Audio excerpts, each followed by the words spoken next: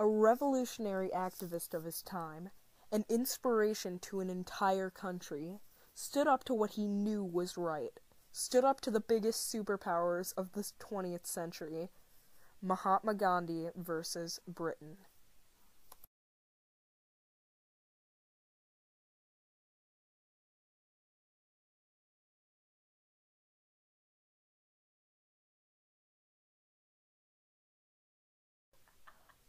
Mahatma Gandhi was born on October 2nd, 1869, the youngest child of Karamchand Gandhi, the chief minister of Porbandar, and his fourth wife. As a young boy, Gandhi would become an expert in dodging British officers and other people out for his father. Gandhi's mother, Madeby, was all about religion, but Gandhi never really conformed to it, still eating meat and skipping temple. Gandhi had had a very good education, but his performance was overall unmomentous, with one report ironically saying weak in geography. Gandhi married at age 13, so he had to miss a year for school. When going to college, he barely came through on his college exams to the University of Mumbai. Gandhi would have liked to be a doctor, but his family pressured him into continuing the family legacy of being in high of office of his section of India. That meant a little trip to England to go to college. Gandhi was thrilled to have a chance to see the other parts of the world and jumped at it. His mother and some of his brothers were skeptical, but he made a vow to continue with his Hindu beliefs. While at school, Gandhi was introduced to the Bible, which turned out to be very important to him. Gandhi came home to an abundance of bad news. His mother had died on his trip. Also, the job market for legal professions was filled to the brim. He didn't want to worm his way to the top.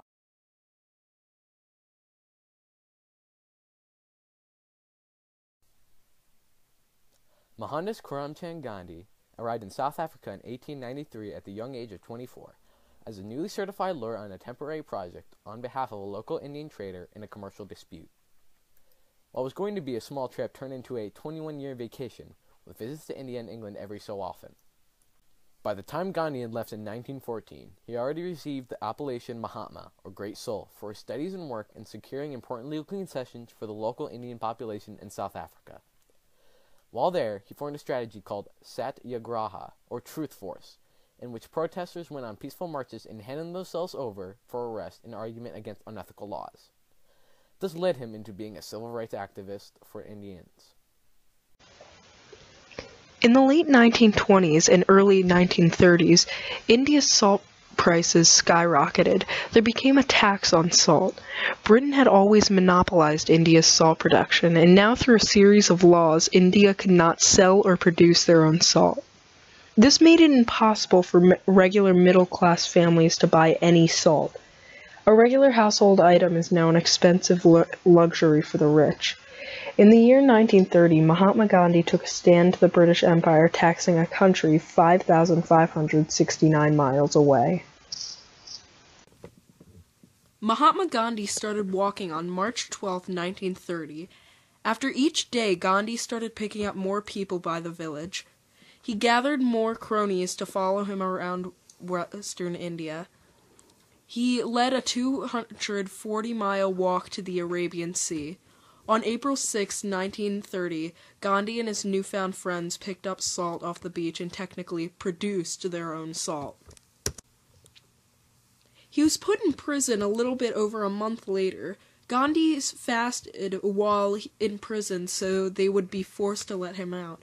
Meanwhile, while he was in prison, similar protests were happening all over India.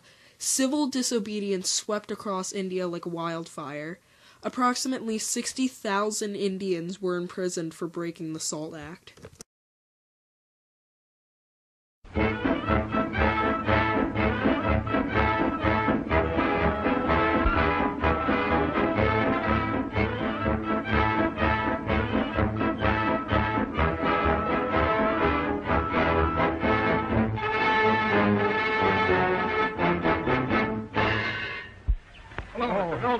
Hello, Mac. How are you today? Boy, I haven't seen you since I was City, boy.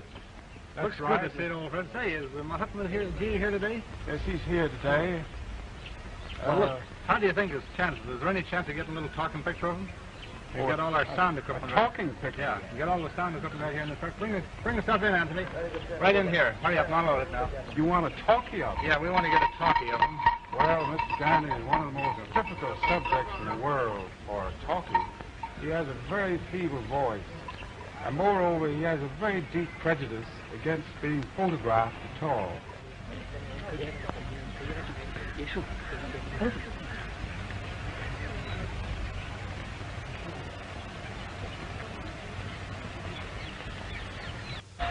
If England does not grant your demands, what course of action will you follow then? Of course, civil disobedience and all other phases of the Satyagraha are always at our disposal, but whether we shall resort to this weapon immediately or what other steps we shall take, I cannot judge at present. If England grants your demands, Mr. Ganfhi, do you intend to have complete prohibition in the new Indian state? Oh, yes. Absolute prohibition? Absolute. And do you intend also, if India wins its independence, to abolish child marriages? I should very much like to, even before. Do you expect England this time will give India full self-government? That also is more than I can say.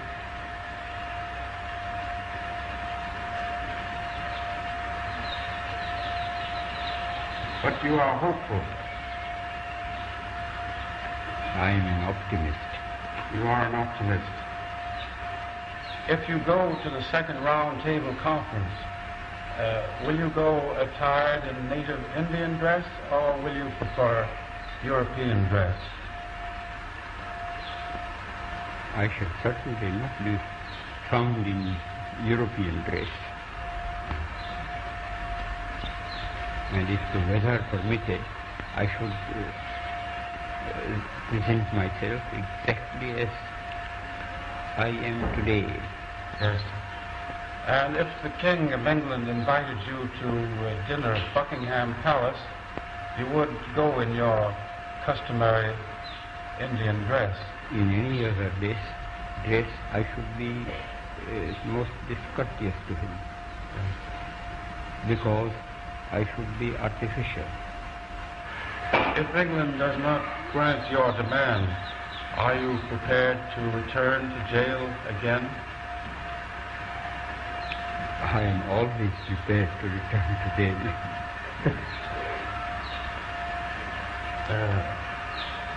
Would you be prepared to die in the cause of India's independence?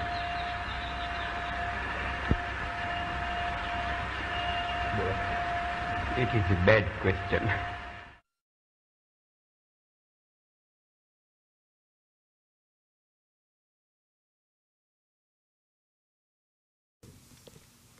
Gandhi's methods were all based upon the nonviolent teachings of Jesus Christ, and in return, he inspired Martin Luther King Jr. in his civil rights effort. In addition to King, Gandhi's work and spirit inspired Latino civil rights leader Cesar Chavez, who saw a news report as a child portraying the half-naked man, Gandhi, conquering the almighty British without a gun.